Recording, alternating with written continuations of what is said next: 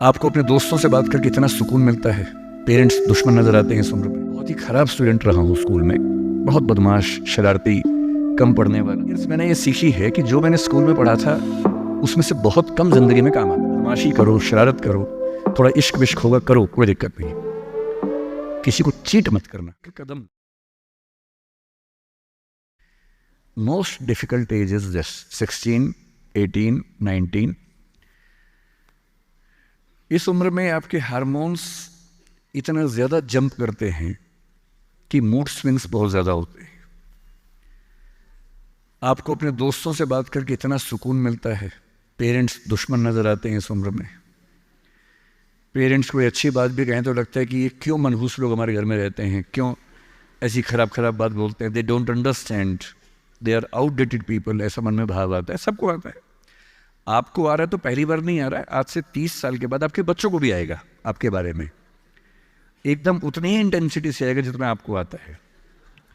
जितना आपको लगता है कि आपके पेरेंट्स बिल्कुल नहीं समझते, आपके बच्चे आपके बारे में यही सोचेंगे 30 साल बाद। ये एकदम इटर्नल ट्रुथ है जिसको आप रोक नहीं पाएंगे। So this is a normal thing. आप लोगों की एज में जो सबसे बड़ी चिंता मुझे होती है, जैसे मैं अपने बेटे से बात करता हूँ तो मैं तो एक बहुत ही खराब पेरेंट हूँ। खराब पेरेंट का मतलब मैं कभी कहता ही नहीं कि पढ़ो, कभी कहता ही नहीं कि टॉप करो, मैं कभी नहीं कहता। मैं सिर्फ ये कहता हूँ कि बेटा हर साल एक क्लास पास करते रहो, काफ़ी है। बस इतनी साउंड प्रिपरेशन मत करना कि मैं 8वीं क्लास 2 बार में करूँगा, ऐसा मत करना, एक ही बार में कर लो। और मैं कभी परसेंटेज पूछूंगा नहीं आपसे, मैं पूछता भी नहीं, हालांकि वो बता देता है, लेकिन मुझे उसमें इंटरेस्ट है नहीं। Whatever percentage he gets. And we also have a daughter, I am not the biological father, she is a relative's daughter, so she lives with us. हम दोनों बच्चों से बोलते हैं कि हम कभी नहीं पूछेंगे परसेंटेज क्या है, ना हम पूछते हैं, ना हमारा इंटरेस्ट है। हमारा इंटरेस्ट केवल इस बात में है कि वो बेहतर ह्यूमन बींग्स बन जाए, क्योंकि मैंने ज़िंदगी को बहुत अच्छे से देखा है। और मैं एक बहुत ही ख़राब स्टूडेंट रहा हूँ स्कूल में, बहुत बदमाश, शरारती, कम पढ़ने वाला। पर दिमाग इतना था कि 10 दिन 20 दिन पढ़ के अच्छे नंबर आ ही जाते थे। तो मेरा दिमाग कहता था कि जो काम 10 दिन का उसके लिए साल क्यों ख़राब करूँ। तो जब 10 दिन में हो ही जाता है तो 10 दिन खराब करेंगे उसमें। और दूसरी बात, ओवर द ईयर्स मैंने ये सीखी है कि जो मैंने स्कूल में पढ़ा था उसमें से बहुत कम ज़िंदगी में काम आता है। मैंने ट्रिगोनोमेट्री पढ़ी, मेरी ज़िंदगी में कभी काम नहीं आई। मैं कभी थीटा वीटा लगा ही नहीं पाता कहीं पर भी, आज तक यूज़ नहीं किया मैंने। थीटा कहाँ थी यूज़ करूँ, काम ही नहीं आया। मैंने दुनिया भर के नक्शे रटे थे स्कूल में, कहीं काम नहीं आए। जब किसी देश में घूमने जाता हूँ वहाँ का नक्शा देख लेता हूँ और बचपन वाला याद भी नहीं आता, फिर से देखना पड़ता है। सीधी सी बात है। तो मैंने फील किया कि ज़्यादातर चीज़ें जो स्कूल में हम पढ़ते हैं, कॉलेज में पढ़ते हैं, वो जो नॉलेज है वो ज़िंदगी में बहुत काम नहीं आती। जो काम आता है वो और चीज़ें, मैं उस पर ज़्यादा बात करूँगा आपसे। लेकिन मेरी चिंता एज ए पेरेंट, और क्योंकि आप बच्चे उसी उम्र में हैं, मैं लगभग 50 साल का हूँ, तो आप मेरे लिए लगभग उसी रोल में हैं कि आप मेरे बच्चे जैसे हैं। क्योंकि जो बच्चे होते हैं ना, अपने पेरेंट्स से बड़ी नफरत करते हैं, दूसरों के पेरेंट्स की सुन लेते हैं बात। तो आप मेरी बात सुन लेंगे, अपने घर में नहीं सुनेंगे। जैसे मेरा बेटा मेरी बात नहीं सुनता है, वो शायद यहाँ सीएम साहब की बात सुन लेगा। तो दूसरों की बात सुनना आसान होता है, अपने पेरेंट्स की बात सुनना मुश्किल होता है। तो आप सुन रहे हैं इसलिए मैं सुना रहा हूँ आपको। तो जो कहानी मैं आपको सुनाना चाह रहा हूँ एक रियल कहानी है, और मेरी सबसे बड़ी चिंता अपने बच्चों को लेकर, आपको लेकर वही रहती है।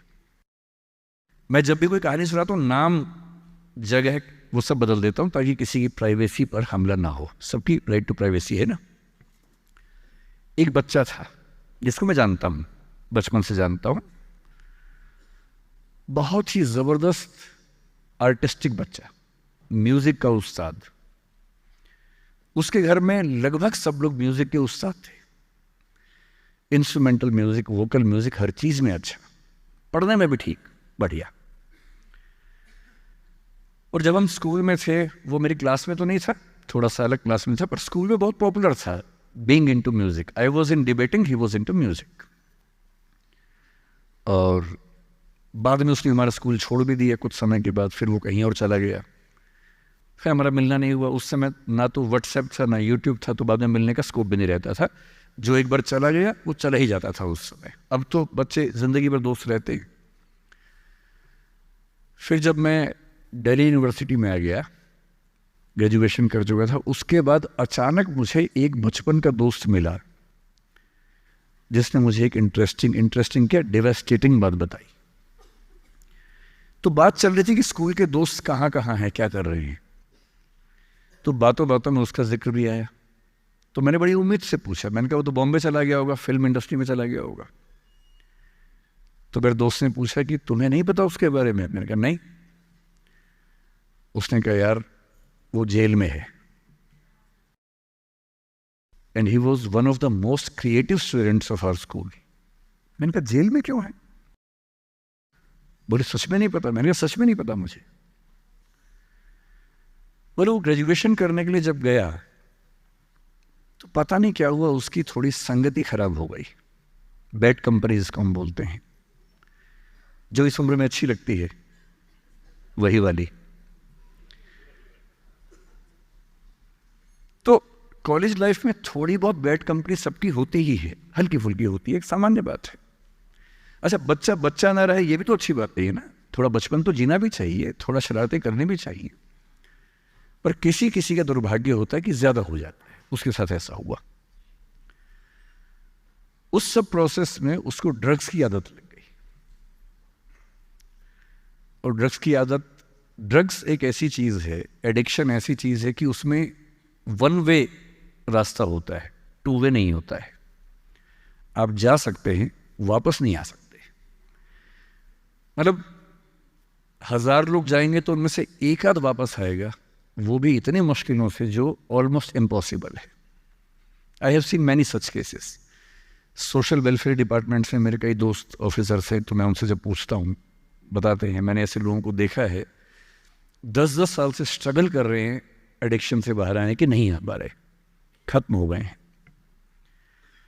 उस बच्चे को ड्रग्स की आदत पड़ गई कॉलेज में जाके, पेरेंट्स को पता ही नहीं था। तो जब पेरेंट्स को भनक लगी तो उसको दबाव बनाया कि तुम घर आ जाओ।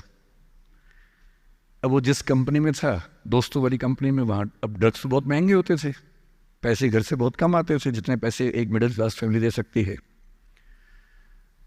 अब वो घर से ज़्यादा पैसे मांगने लगा, पैसे मिलते नहीं थे। उसको अपने ही घर के लोगों पर गुस्सा आने लगा।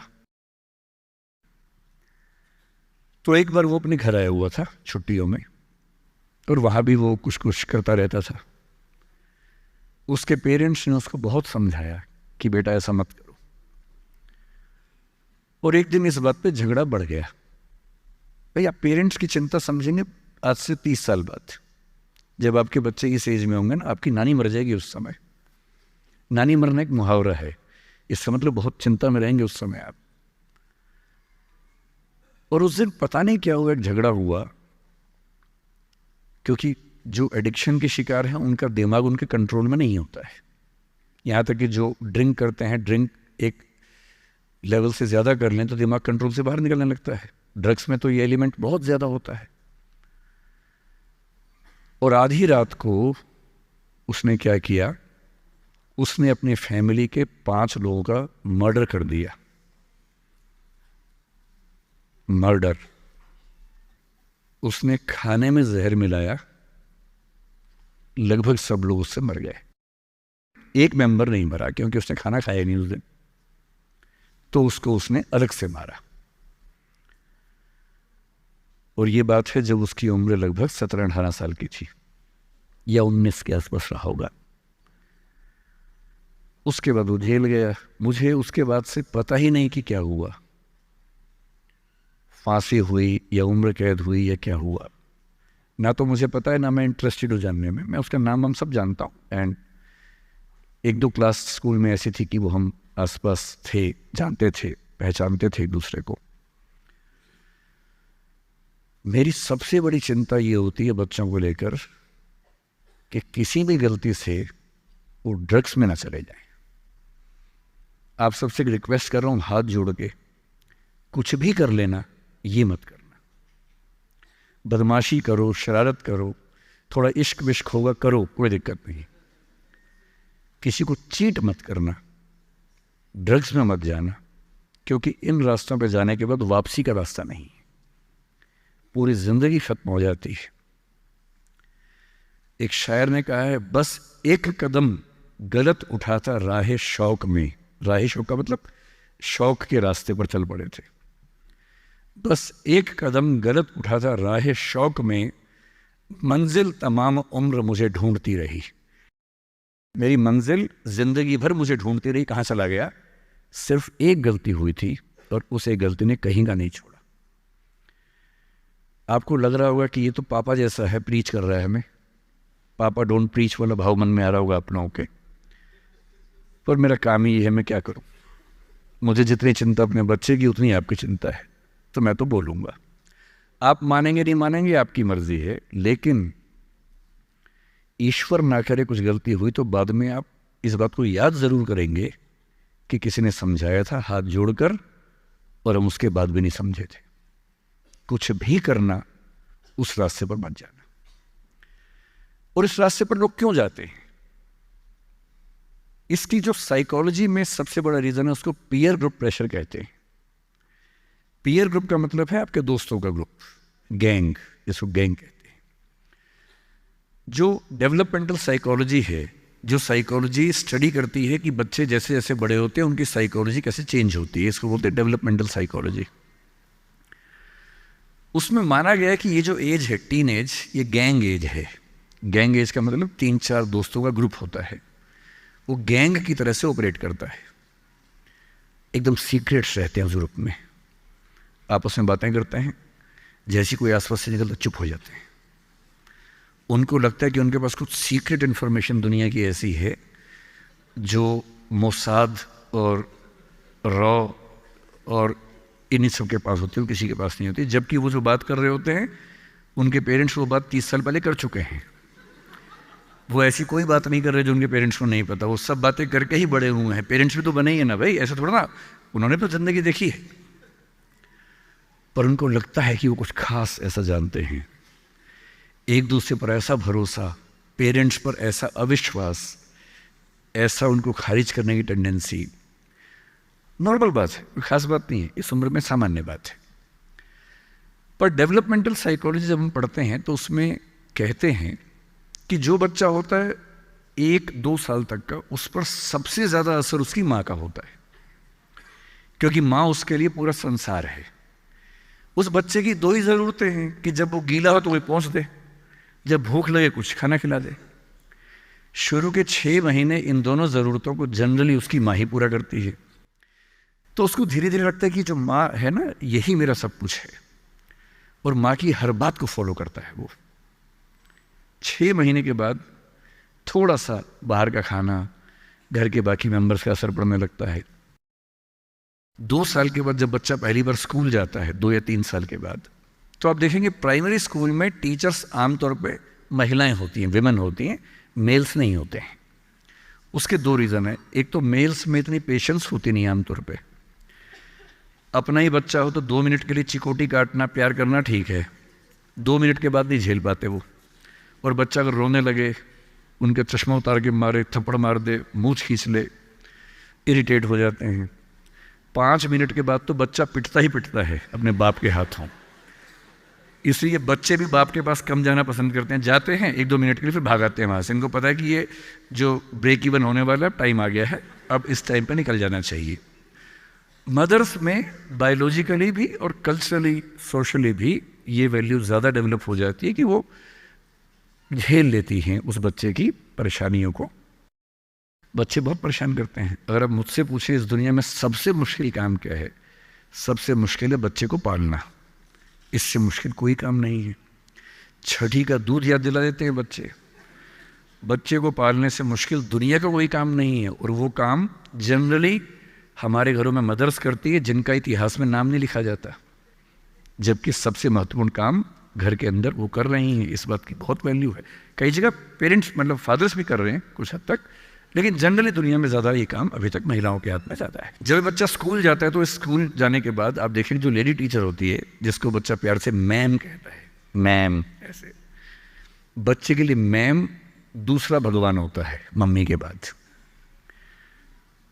कुछ समय के बाद भगवान नंबर 1 मैम हो जाती है, भगवान नंबर 2 मम्मी हो जाती है।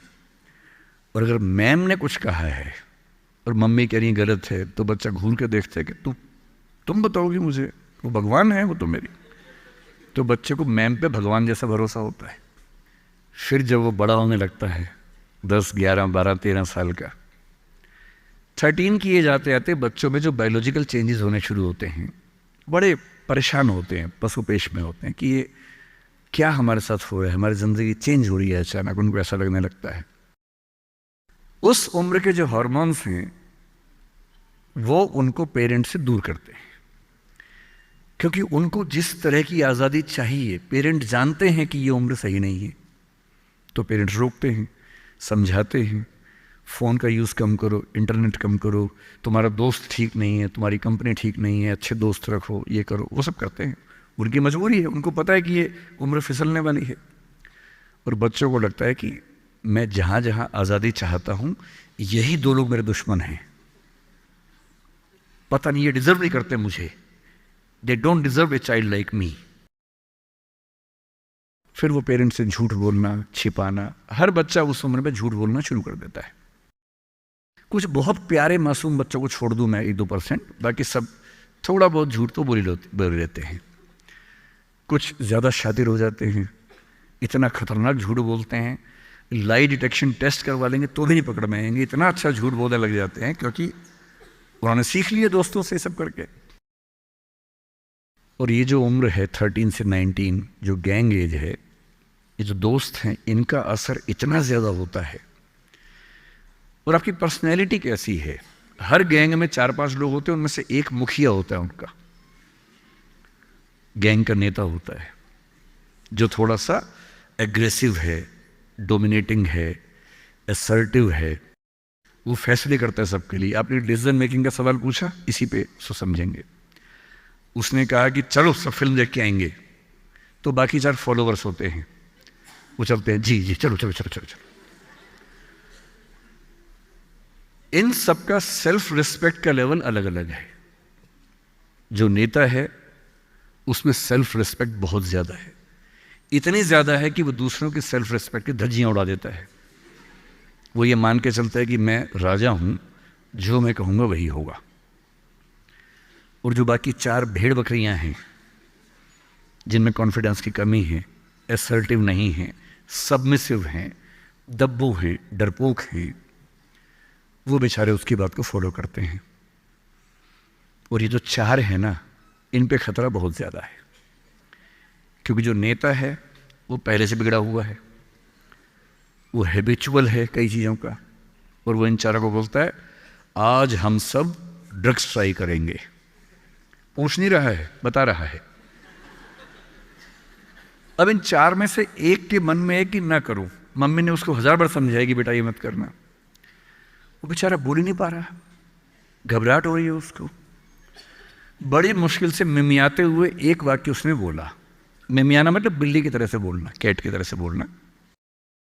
उसने कहा यार मम्मी ने कहा था ठीक नहीं होता है। अब उसके बाद जोर से ठाका मार गया, ये देखो मम्मी का बच्चा, ये देखो मम्मी का बच्चा, इसको दूध पिलाओ इसको, बच्चा है, ये तो बड़ा ही नहीं हुआ, ये तो मर्द ही नहीं बना अब तक। हम तो मर्द हैं, हम तो बड़े हैं, हम तो ग्रोन अप हैं। इस बच्चे की सेल्फ एस्टीम, सेल्फ रिस्पेक्ट इतनी कम है कि डर जाएगा, एकदम घबरा जाएगा। 3 लोग बोलेंगे अरे कुछ नहीं होता, अरे कुछ नहीं होता, आजा आजा आजा आजा, अरे कुछ नहीं होता, कर ले ट्राई, हम भी तो कर रहे हैं, कर ले ट्राई। और इसी प्रेशर में ये बच्चा पहली बार ऐसी गलती करेगा। और मैंने पहले ही कहा कि रास्ता एक तरफा है, वापसी का रास्ता नहीं। इस प्रेशर को बोलते हैं पीयर ग्रुप प्रेशर, दोस्तों का प्रेशर। मैं अपने बच्चे को केवल एक बात सिखाता हूं, बाकी पढ़ाई लिखाई तो मुझे पता है ज़िंदगी में जब कोई करना चाहेगा कर ही लेगा। इंटरनेट की दुनिया में, गूगल की दुनिया में, अब क्या मतलब मैं क्या पढ़ा दूंगा आपको, टीचर क्या पढ़ा लेंगे?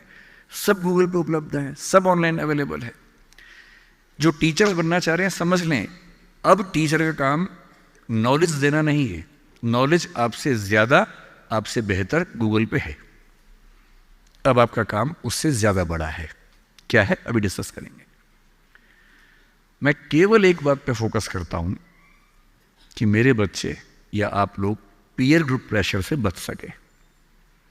मैं खुद बचा था, अच्छे से बचा था। मेरे पेरेंट्स की भूमिका थी। मैं जिस हॉस्टल में रहा उस हॉस्टल में लगभग सब ड्रिंक करते थे कॉलेज के दिनों में, मैं नहीं करता था। मुझे कभी ज़रूरत ही नहीं लगी उस चीज़ की, तो नहीं लगी तो नहीं किया। अच्छी बात सिर्फ इतनी है, मैं ये नहीं कह रहा कि ड्रिंक करना अच्छी बात है कि बुरी बात है, वो तो इंडिविजुअल फैसला हर किसी का है, लेकिन मैच्योर होने के बाद, बचपन में नहीं। मैं सिर्फ ये कहना चाह रहा हूँ कि अगर 4 लोग मुझ पर दबाव डालें और मैं उनके दबाव में आ जाऊँ, ये ठीक नहीं। मुझे ध्यान है कि हमारे हॉस्टल की नाइट चलती थी, फ्राइडे की रात है, वार्डन साहब छुट्टी पे हैं, 10-12 लोग एक कमरे में बैठे हैं, शराब की बोतल खोल ली है या बियर जो भी है, सबका मन है पीने का। वो मतलब एडल्ट्स हैं, 18+ के थे, वो शायद लीगली अलाउड होगा उनके लिए, मुझे नहीं पता। और जो लोग नहीं पीना चाहते उनको दबाव बना रहे हैं कि आ पी के दिखा, तो मर्द है तो पी के दिखा, बड़ा हो गया तो पी के दिखा। जब भी कोई ऐसा दबाव बनाए ना, इतना भी दबाव में नहीं आना है। जैसे कोई बोले बड़ा है तो पी के दिखा, आपको बोलना है मैं इसको पिए बिना ही बड़ा हूं। मर्द है तो पी के दिखा, मैं इसको पिए बिना ही मर्द रहता हूं। तुम इसको पी के मर्द बनते हो, हम ऐसे ही मर्द हैं भाई। दोस्त नहीं है क्या हमारा? तो क्या बोलना है? अगर तुम्हारी दोस्ती के लिए मुझे पीनी पड़ेगी शराब, तो मेरी दोस्ती के लिए तुम छोड़ क्यों नहीं सकते? अजीब बात है भाई। दोस्त, क्या मैं ही तुम्हारा दोस्त हूं? तुम मेरे दोस्त नहीं हो? तुम्हारी दोस्ती के लिए मैं ड्रग्स लेना शुरू कर दूं और मेरी दोस्ती के लिए तुम छोड़ नहीं सकते? अगर तुम छोड़ नहीं सकते तो मैं ले नहीं सकता। और दोस्ती अपनी जगह है, हमेशा ध्यान रखना। भूल के भी कभी कोई ऐसी डिमांड मत करना जो दोस्ती की हदों से ज़्यादा जाती हो। मैं साफ कह रहा हूँ, मैं ड्रग्स के रास्ते पर नहीं जाऊँगा, ये काम मैं नहीं करूँगा। मुझसे दोस्ती रखनी है, इन शर्तों के साथ रखो। मैं किसी दबाव में ना आया हूँ ना आऊँगा। इसको बोलते हैं असर्टिवनेस। अपनी शर्तों पे जीऊँगा, किसी के दबाव में नहीं जीऊँगा। जो गलत है गलत है, नहीं करना है तो नहीं करना है। एक शायर ने बड़ी अच्छी बात कही इश्क के बारे में, लेकिन यहाँ अप्लाई होती है। उसने कहा, वो नहीं मेरा सही, उससे मोहब्बत है तो है। भाई किसी से मोहब्बत है, नहीं हो पाया मेरा, कोई बात नहीं। वो नहीं मेरा मगर उससे मोहब्बत है तो है। अब ये रस्मों और रिवाजों से बगावत है तो है। अगर मैंने एक सही बात कह दी और वो रस्म रिवाज के खिलाफ है तो है, मैं क्यों डरूंगा? जो मुझे ठीक लगा, अपने ईमान के मुताबिक लगा, मैंने कहा तो मैं करूंगा। तो जो बात मुझे अपनी ओर से शुरुआत में कहनी थी मैंने आपसे कही है। और मेरा ख्याल है कि अगर आप सब बच्चों में से एक बच्चा भी मेरी बात सुन के गलत रास्ते पे जाने से रुक गया तो मेरा सिक्किम आना धन्य हो गया। मैं उसमें बहुत खुश हूं, उससे ज़्यादा मुझे कोई ज़रूरत नहीं। अब मैं उन प्रश्नों पर आता हूं जो प्रश्न आपने पूछे। उन प्रश्नों से जो करियर की बात है या मोटिवेशन की बात है उस पर आते हैं। एक सवाल 2-3 बच्चों ने पूछा कि हम कभी कभी डीमोटिवेटेड होते हैं, क्या तजुर्बा सच में इतना महत्वपूर्ण है? हम क्या करें? नौकरी मिलेगी या नहीं, तनाव रहता ही होगा, पढ़ते होंगे, टेंशन होती होगी, कितना पढ़ें, टाइम मैनेजमेंट कैसे करें, ये सवाल भी आपके सामने है। मैं आपसे, देखिए मेरा काम चीज़ों को आसान करना है। मैं दिल्ली में पढ़ाता हूँ IAS के बच्चों को, तो मैं उनको भी ये कहता हूँ कि चीज़ें मुश्किल तो कोई भी कर सकता है, चीज़ें आसान करना मुश्किल है, और हमें तो चीज़ें आसान करनी है। इस दुनिया में कोई भी ऐसा एग्ज़ाम नहीं जिसके लिए आपको 24 घंटे पढ़ने की ज़रूरत है। अगर आप दिन में 8, 10, एक लेवल के बाद 12 घंटे पढ़ते हैं तो ये बहुत है।